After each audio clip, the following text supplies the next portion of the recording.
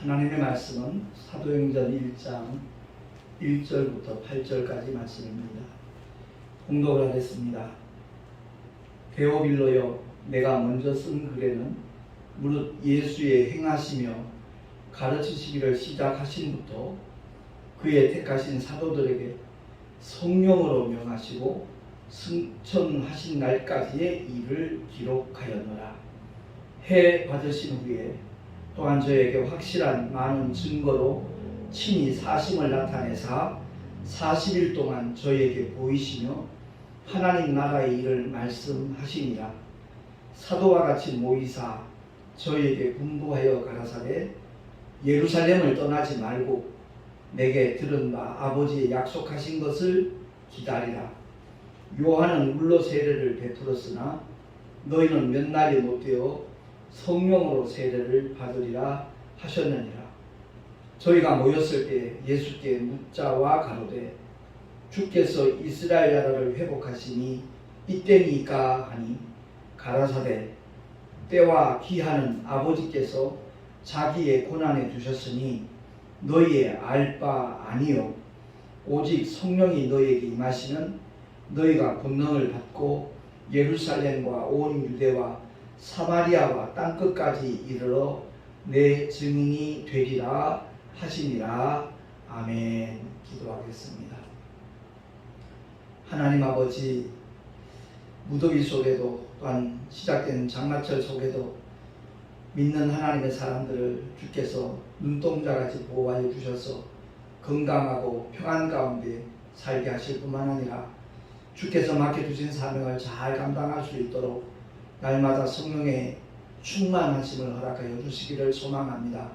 이 시간도 증거되는 하나님의 말씀에 주께서 기름 부어 주셔서 우리 모두로 하여금 깨닫게 하시고 그 은택을 누릴 수 있는 하나님의 사람으로 죽도록 충성하는 주의 일꾼들 되게 하여 주시옵소서. 우리 구주 예수 그리스도의 이름으로 감사하며 기도하옵나이다. 아멘. 벌써 7월 첫 주가 되었습니다. 세월이 참 빠릅니다. 2주 전에 우리가 성경을 알자 이 말씀 가운데 그리스도의 영으로 인도함을 받는 사람이 그리스도의 사람이다 라고 말씀했습니다. 바꿔 말하면 그리스도의 영으로 인도함을 받지 않는 사람은 교회를 아무리 열심히 다녀도 그리스도의 사람이 아니라는 그런 말씀으로 해석할 수 있습니다. 그렇다면 여기서 그리스도의 영은 무엇인가? 바로 진리의 영이신 성령도 가르치지만 말씀이신 하나님이 육신을 입고 오셔서 정말 아버지의 거룩하신 사랑과 은혜를 온몸으로 보여주신 예수, 복음을 가리킨다는 사실을 우리가 기억을 해야 될 것입니다. 그리고 지난주에는 율법과 복음의 관계를 통해서 누구든지 율법으로부터 정죄함을 받아야 된다는 겁니다. 그 정죄함을 받아서 죄인임을 깨달아야만 죄 가운데서 우리를 건져주신 메시아가 필요하다는 것을 알고 복음이신 예수 앞에 나오게 될 것이라는 말씀을 우리가 성경을 통해서 확인을 해 보았습니다.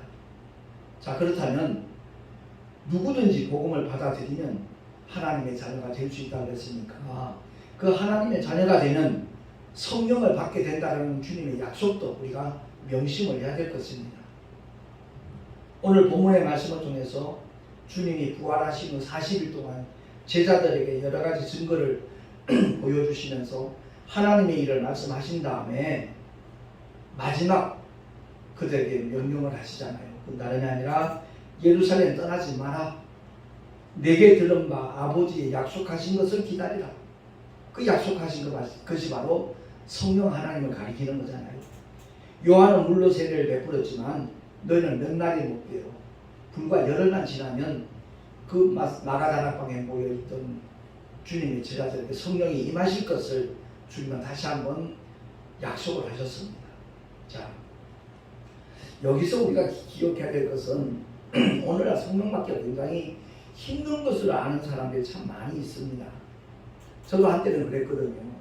벌써 한 30년이 더 지난 얘기지만 하늘산 기도하고 나서 세상 떠나신 이천석 목사님이 하시는 말씀이 하다못해 소나무 뿌리라도 뽑아야만 성령을 받을 수 있다. 쉽게 받을 걸로 생각하지 말라. 금식함에 부르짖으며 목이 쉴 정도로 그야말로 큰 소리를 외쳐 부르며 철야를 해야 성령을 받을 수 있는 것처럼 그렇게 주장을 하고 많이 가르쳤습니다. 그래서 그 당시에 성령 충만 받은 외적인 증거 중에 하나가 목이 쉰 사람이었어요. 할렐루야 이렇게 하면 꼭 그 사람이 성령 충만 받은 사람인 것처럼 간주되는 웃지 못할 일들이 분명히 있었습니다. 그런데 성경을 통해서 우리에게 분명히 말씀하고 있습니다. 누가복음 11장 13절에 보면 한번 합독하겠습니다. 너희 천부께서 구하는 자에게 성령을 주시지 않겠느냐 하시니라. 아멘. 주님이 직접 일러주신 말씀입니다. 하나님의 자녀가 된 사람들이 성령 받기를 사모하며 원하는 것보다 더 원하시는 분이 아버지시라는 겁니다. 내가 성령 충만 받기를 원해서 간절히 금식하며 부르짖어 삼기도 해야만 성령을 받을 수 있는 것이 아니라는 겁니다. 구하는 자에게 아버지께서는 성령을 주신다라고 약속을 하셨습니다. 분명히 종의 영, 율법에서 해방되기만 하면 그리고 복음을 받아들이기만 하면 그 복음이 양자의 영, 자녀의 영이거든요. 그 자녀의 영을 받은 사람들에게 성령이 임하셔서 친히 자녀임을 증거하신다라고 성경은 분명하게 우리에게 말씀을 하고 있는 겁니다. 그래서 참 목회를 하면서 저도 한때는 그와 같은 시행착오도 있고 잘못 알고 잘못 가르친 그런 시절들이 있었는데 성경 전체를 보게 되니까 그것이 아니었구나. 너무 무지했구나. 인간적인 어떤 노력, 수단, 애씀이 있어야 마치 성령이 임하시는 것처럼 다시 말해서 성령 받으려면 니들 좀 고탕 먹어야 될 것이다. 보통 힘든 것이 아니다. 이런 식으로 아버지께서 성령을 주시는 분이신 것처럼 잘못 알고 있던 시절들이 있었다는 겁니다. 그래서 우리가 이 원리를 알아야 돼요. 종의 영에서 해방된 복음의 사람들, 양자의 영, 아들의 영을 받은 사람들에게 어떻게 성령이 임하실 수 있는가, 그것을 우리가 분명히 기억을 해야 됩니다. 수제자 베드로가 성령이 임하신다면 첫 번째 설교를 했거든요. 그 설교는 어떤 연구를 하고 준비를 해서 한 설교가 아닙니다. 성령이 임하셔서 그로 하여금 깨달은 진리를 그대로 증거하게 만든 거예요. 그 베드로의 첫 번째 설교가 사도행전 2장 38절입니다. 주보에 있습니다. 합독합니다. 시작. 각각 예수 그리스도의 이름으로 세례를 받고 죄사함을 얻어라. 그리하면 성령을 선물로 받으리니. 아멘. 성령은 선물이라고 분명히 밝혀주고 있습니다. 우리의 어떤 노력의 대가가 아니라는 거죠. 그래서 여기 칠판에 제가 이제 그런 내용을 써놨습니다만, 지난주에 우리 이신득이라고 했잖아요. 믿음을 가진 자는 누구나 그 의를 얻을 수 있다. 무슨 의죠? 하나님의 의입니다. 다른 말로 바꿔 말하면 천국에 들어갈 수 있는 의를 가질 수 있다라고 성경은 약속하고 있습니다. 그래서 믿는 자에게 임하시는 성령은 어떤 원리로 임하는가, 그 내용을 우리가 바로 알고 신앙생활을 해야 된다는 거죠. 성령은 인격이십니다. 성령은 하나님이셔요. 그래서 율법에 나타난 하나님의 의가 있다고 지난주에 말씀드렸잖아요. 그 의가 무엇인가? 복음이라는 거죠. 말씀이 육신되어 오신 이 땅에 오신, 공생애를 통하여 아버지의 거룩하신 뜻을 이루신 하나님의 아들 예수, 그가 곧 복음입니다. 주님이 이 땅에 육신을 입고 오신 목적이 뭐라 그랬습니까? 피 흘려 죽어주시려고, 인류의 죄를 다 처리하시기 위하여 주님이 이 땅에 오셨다는 겁니다. 그래서 십자가에서 보혈을 흘려 주심으로 말미암아 피 흘림이 오시는 사실이었기 때문에 주님이 그 보혈을 아낌없이 우리를 위해서 흘려주셨다는 것을 성경은 우리에게 알려주고 있는 겁니다. 그래서 보혈을 믿는 자는 죄사함을 받았다는 거죠.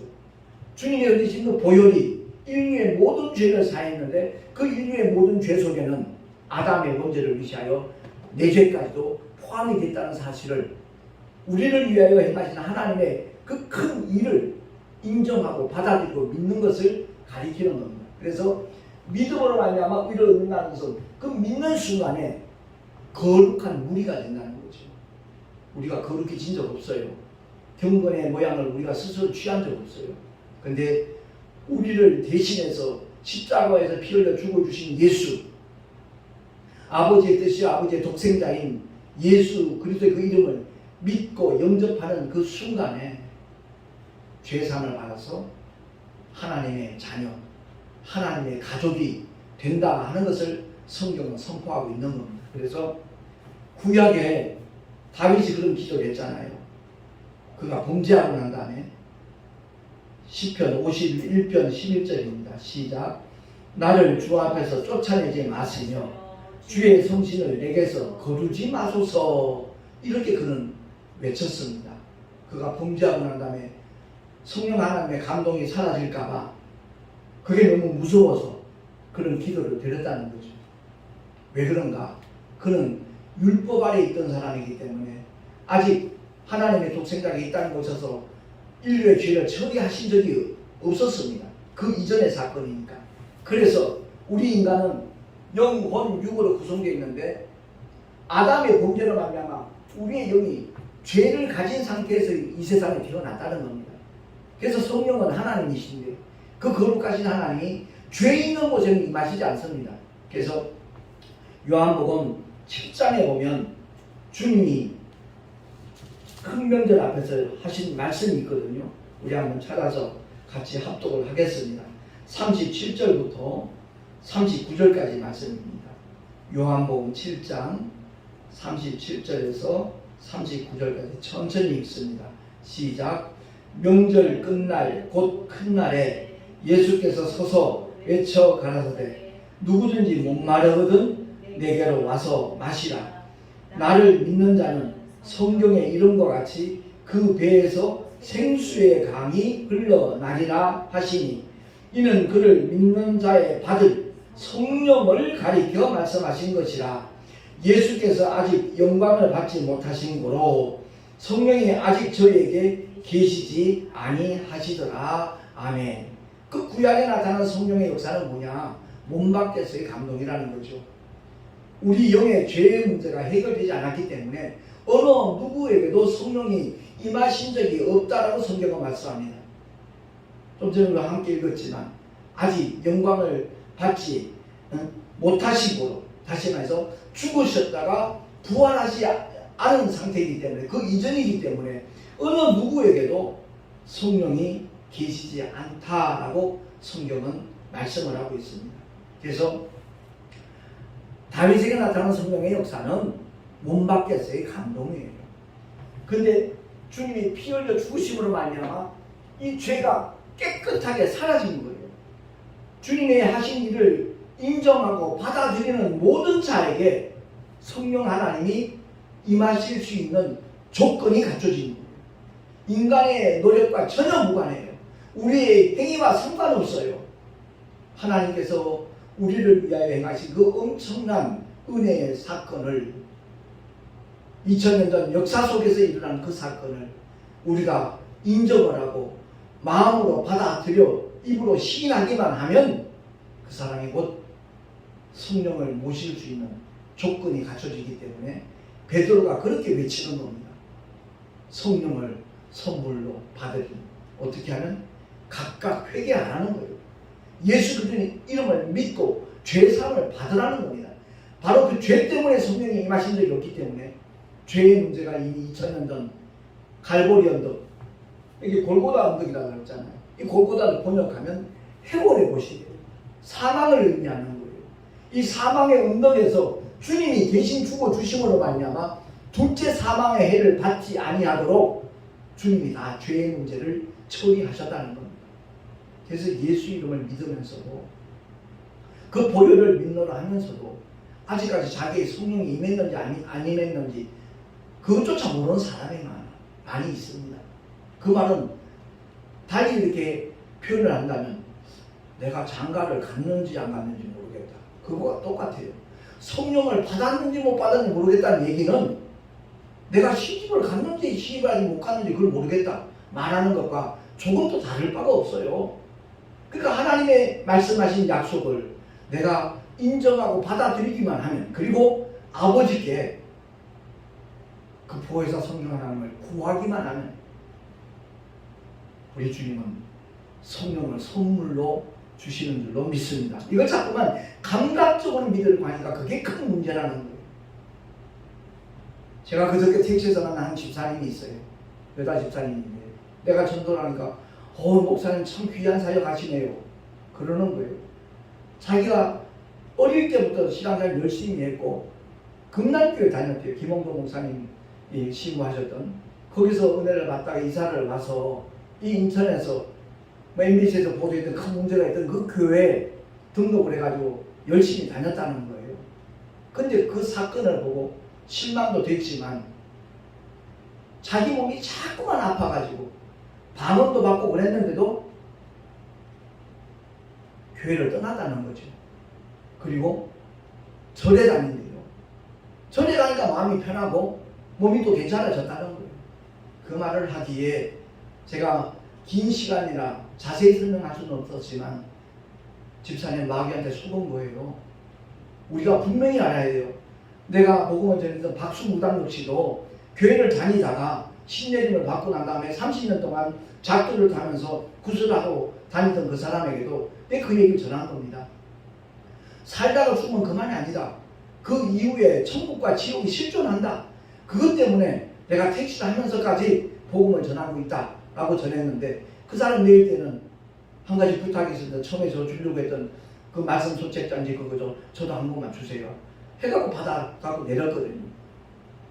그것이 국민일보에 기사로 소개되는 바람에 새롭게 와서 출연을 해서 그 간증도 했던 것인데, 집사님 지금 몸 아픈 거 죽을 때까지 아픈다 한들 앞으로 50년 더 아프겠냐고. 그리고 교회를 다닌다고 하면서도 하나님을 믿노라 하면서도 하나님의 약속을 믿지 못하니까 그 결과가 나타나는 거라고. 주님이 우리의 영혼의 죄를 처리하시기 위해서 십자가에서 피 흘려 돌아가셨지만 십자가에 달리시기 전에 주님은 채찍에 맞아 주셨습니다. 왜? 예수 믿고 구원받는 모든 사람들 질병과 연약함과 상관없이 자유롭게 강건함 속에서 신앙생활을 할 수 있도록 복음을 증거할 수 있도록 하기 위해서 주님이 채찍에 맞아 주신 겁니다. 물론 이사야서 53장 5절의 말씀을 성취하기 위함이기도 하지만 결과적으로 주님이 우리의 모든 질병과 연약함을 짊어지시고 담당하시기 위해서 그들이 내리친 채찍 끝에는 뼈조각, 납덩이 같은 것에 매달려 있었기 때문에 한번 내리칠 때마다 주님이 살점이 튕겨지고 피가 나고 그 고통이 얼마나 괴로웠겠냐. 그럼에도 불구하고 주님이 채찍에 맞아주시는데 그 하나님의 약속을, 그 은택을 누리지 못하는 사람이 태반이 넘는다고. 정말 하나님의 약속을 믿는 사람이 얼마나 복 있는 사람인가. 간혹 제가 그런 얘기를 들어요. 택시 저도 9년째 하면서도 환절기 때 한 번도 감기 한 번 감염된 적 없다 얘기를 하니까 목사님은 믿음이 좋으니까 그런 얘기를 하더라고요. 믿음이 좋은 게 아니라 제 믿음은 기본입니다. 기본. 믿음이 좋다 나쁘다 표현들을 많이 하고 있는데 그게 아니라 하나님의 약속을 믿으면 그 약속이 그대로 그 믿는 사람에게 이루어지는 것이 하나님의 섭리라고 그 말을 했더니 목사님 그 유튜브 다 한번 찾아보겠습니다. 정말 고맙습니다. 그리고 내렸거든요. 그렇습니다. 오늘날 교회를 다니면서도 주님과의 인격적인 관계가 전혀 이루어지지 않는 것. 더더구나 자기가 방언까지 받았다고 스스로 고백을 하고 있으면서도 성령이 오신 목적이 뭔가를 모르는 거예요. 오늘 본문에 우리가 함께 말씀을 살펴봤지만 오직 성령이 너희에게 임하시면 그 다음에 뭐죠? 너희가 권능을 받고 오겠어요. 그건 하나의 과정이에요. 그리고 결과적으로 성령이 오신 목적을 분명히 밝혀주잖아요. 예루살렘과 온 유대와 사마리아와 땅끝까지 이르러 내 증인이 되리라. 아멘. 성령이 오신 목적은 증인되라는 거예요. 무슨 증인? 죽으셨다가 사흘 만에 부활하신 주님의 부활의 사건의 증인이 되라는 겁니다. 증인은 증거를 가진 자예요. 목격을 했어야 돼요. 우리는 다 2000년 전 그 사건을 성령이 오셔서 증거하기 때문에 그 목격자가 되는 겁니다. 뿐만 아니라 주님이 하신 말씀이 오늘 현대를 살아가고 있는 우리에게 그대로 성취되는 것을 경험하고 있기 때문에 증인이 되는 겁니다. 믿는 자에게는 표적이 따른다 그랬잖아요. 병든 사람이 손을 흔들어 나으리라 그랬잖아요. 그런 것들이 우리의 삶의 현장에서 나타나야 돼요.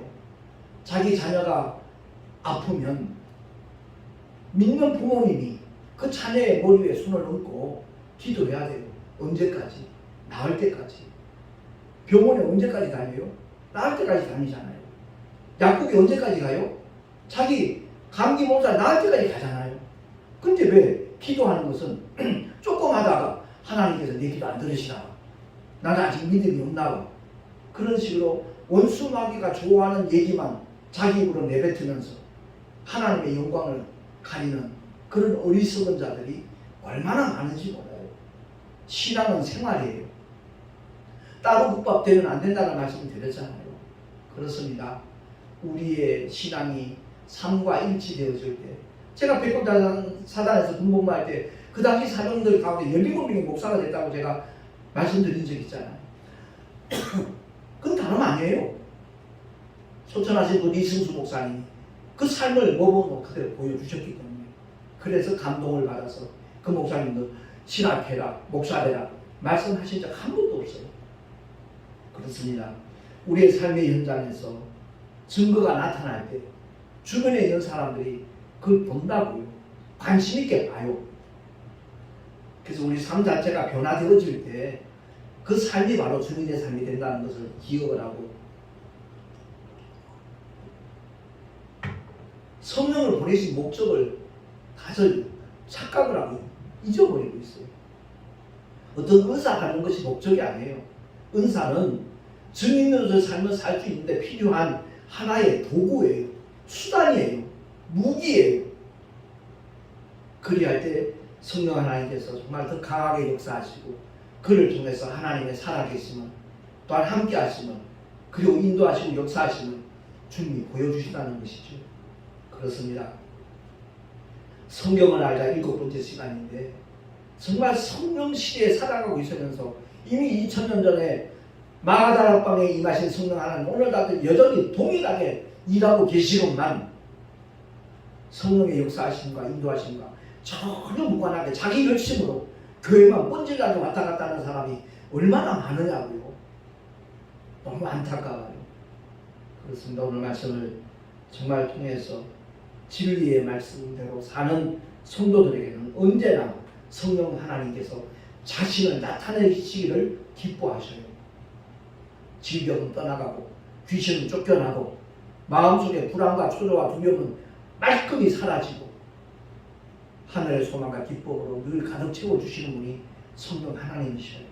그래서 예수님이 2000년 전에 보혜사로 오셨잖아요. 우리를 보호하시고 은혜를 베푸시는 스승으로 오셨어요. 성령 하나님은 다른 보혜사로 오셨어요. 헬라 원어에 보면 그 다른이라는 단어가 알라거든요. 알파, L, 알파 이렇게 알파벳은 네 글자로 되어 있는데, 그 다른은 형태만 다르다는 거예요. 본질은 똑같다는 거예요. 그러니까 눈에 보이지 아니하는 하나님의 영 성령은 우리 속에서, 믿는 자 속에서 언제까지? 영원토록 함께 하신다고 했어요. 다윗이 기도했던 것처럼 홍제에서 손실을 거둬가지 말라라고 기도할 필요가 오늘날 신학시대는 필요 없다는 거죠. 전혀. 다만 우리가 잘못했을 때 성령 하나님은 일을 안 하셔요. 무안을 다시고 근심하셔요. 근데 우리가 깨닫고 돌이키기만 하면 즉시 성령의 역사하시면 그 사람의 삶 속에서 그대로 나타난다는 것을 우리가 기억을 하고, 오늘 말씀을 통해서 정말 양자의 영, 아들의 영을 믿고 받아들이는 우리에게는 구하기만 하면 즉시 성령 하나님은 우리 영 속에 임하신다는 하나님의 약속을 조금도 의심하지 말고 내 안에 임하신 성령 하나님을 근심시키지 말고 그 주님이 주시는 감동을 따라 순종하며 살아가는 우리 모두가 될 수 있기를 예수 이름으로 축원합니다. 기도하겠습니다.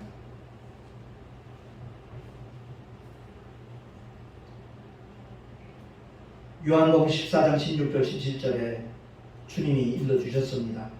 내가 아버지께 구하겠으니 그가 또 다른 보혜사를 너희에게 주사 영원토록 너희와 함께 있게 하시리니 저는 진리의 영이라. 아멘. 주님이 그렇게 일러주셨습니다. 진리이신 복음을 받아들이는 모든 자들에게 진리의 문 임하셔서 우리가 하나님의 자녀인 것을 증거해 주신다라고 하셨습니다.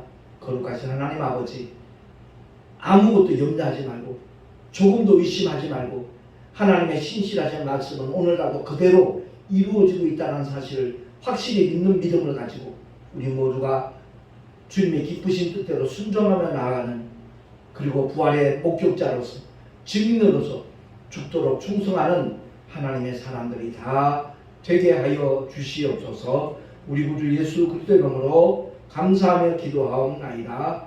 아멘. 교회 소식 주보를 참고하시기 바랍니다. 7월 12일 날 양평의 참생명 전원교회 우리 교단의 증경총회장이신 김남신 목사님이 장소를 그쪽으로 옮겨서 새롭게 이렇게 목회를 시작했습니다. 그곳에서 우리 동성회의 원례가 있습니다. 위에서 기도해 주시면 참으로 고맙겠습니다. 하나님의 특별 계시 성경을 알자 연속으로 말씀을 전하고 있는데 오늘이 벌써 7째 시간입니다. 이 성경을 알아야만 하나님을 바로 알 수가 있고 또한 주님을 올바로 믿고 곁길로 가지 아니하고 진리의 영이신 성령 하나님이 이끄시는 대로 우리가 따를 수 있기 때문에 성경을 알자를 계속해서 말씀을 전하고 있습니다. 1절에도 말씀드렸지만 말씀이 없는 미신, 사회 규범이나 도덕을 벗어난 광신, 목적이 없는 맹신, 우리는 늘 이것을 피해야 된다는 것을 기억을 하고 끊임없이 하나님의 말씀을 사모하면서 진리의 영이신 성령 하나님이 깨닫게 하시는 대로 감동 주시는 대로 순종하며 나갈 수 있는 우리 모두가 될 수 있기를 다시 한번 예수 이름으로 부탁합니다. 드린 예물 위해 잠시 기도하고 축도로 예배를 마치겠습니다. 주님을 예배하며 우리에게 참 중요한 것처럼 여겨지는 귀한 물질을 구별하고 성별하여 주 앞에 11조와 헌물을 드렸습니다.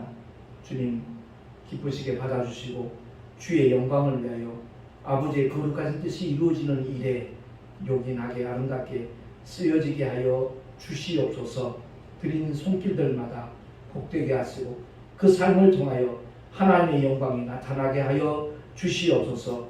경영하는 일들 위해 축복하시고 또한 삶의 자리에서 하나님이 함께 하시는 믿음의 증거들이 강건함으로 평안함으로 나타나게 하여 주시옵소서. 이제는 우리 구주 예수 그리스도의 크신 은혜와 하나님 아버지의 끝없는 사랑하심과 보혜사 성령 하나님의 내주교통 인도하심과 축복하심이 오늘 주의 말씀을 듣고 진리의 영이신 성령 하나님이 임하시는 영원토록 우리와 함께 하신다는 사실을 깨닫고 믿음으로 나아가리라 결단한 하나님의 사람들 머리 위에 그 가정과 자녀들과 경영하는 모든 일들과 또한 주께서 피로 값주고 세우신 주님의 모든 교회들 위에 지금으로부터 영원토록 함께 있을지어다. 아멘.